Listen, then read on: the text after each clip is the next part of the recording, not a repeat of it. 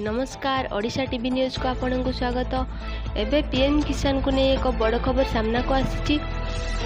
तेबे वर्तमान जहाँ सूचना मिली केंद्र और राज्य सरकार कृषकों कल्याण सहित कार्य करुचंती। तेबे कृषक मानक पई यह एक खुशी खबर। केउं दिन आसीबो कृषक को अकाउंट को 2000 टंका संपूर्ण अपडेट जानिबा, किंतु ता पूर्वर वीडियो को गोटे लाइक करंतु, सांग मानक सहित शेयर करंतु एवं आपण माने जदि एबे चैनल को प्रथमे देखुथिबे ताहले एबे ही एही चैनल को सब्सक्राइब करी पाखरे थिबा बेल आइकन को दबाई ऑल उपरे क्लिक करिया को बिल्कुल भी भूलिबेनी। तेबे चलंतु देरी न करी खबर उपरे नजर पकाइबा।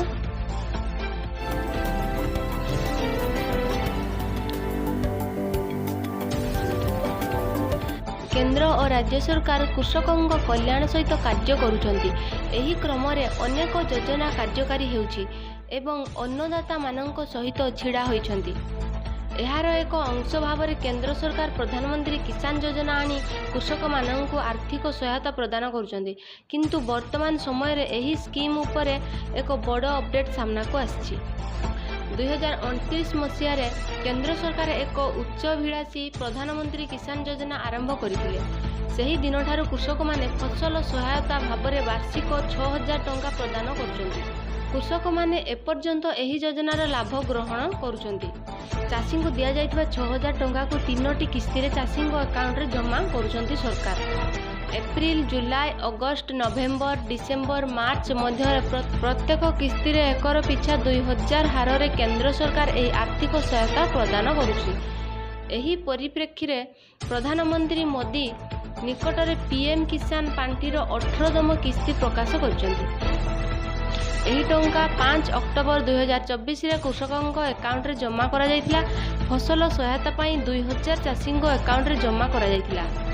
वर्तमान पीएम किसान योजनार 19तम किस्तीर एक बड़ अपडेट सामना को आछि। सरकार मध्य 19तम किस्ती छाड़ करने को प्रस्तुत हेउछंती। बिना विलंब रे समस्त सतर्कता अवलंबन करा जायछि।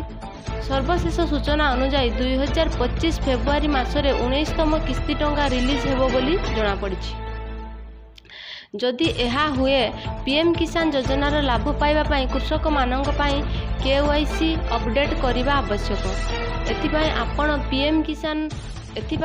पीएम किसान ऑफिशियली पोर्टल pmkisan.government.in को जाई आपणकर आधार नंबर, फोन नंबर एवं जमी संबंधी विवरणी सहित पीएम किसान ई-केवाईसी संपूर्ण करिपारिबे। ई-केवाईसी समाप्ति पर जदि पीएम किसान टका अकाउंट को आसी नहीं तेबे पीएम किसान योजना हेल्पलाइन नंबर 155261 1800115526 टोल फ्री किंबा 01123381092 को कॉल करंतु एवं समस्या विषय रे जणांतु।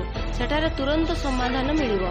जदि आपण माने ए बड़ी लेटेस्ट ब्रेकिंग न्यूज देखिबा को चाहंती तेबे आम चैनल सहित जोड़ी होई रुहंतु। चैनल को सब्सक्राइब करी पाखरे थिबा बेल आइकन को दबाई ऑल उपरे क्लिक करबा को बिल्कुल भी भूलिबेनी। जदि ऑल उपरे क्लिक करिवे ताहले आपण माने आम चैनल माध्यम रे सब बड़ी लेटेस्ट ब्रेकिंग न्यूज देखि परिबे आ सब बड़ी सटीक सूचना देखि परिबे। बीरो रिपोर्ट ओडिशा टीवी।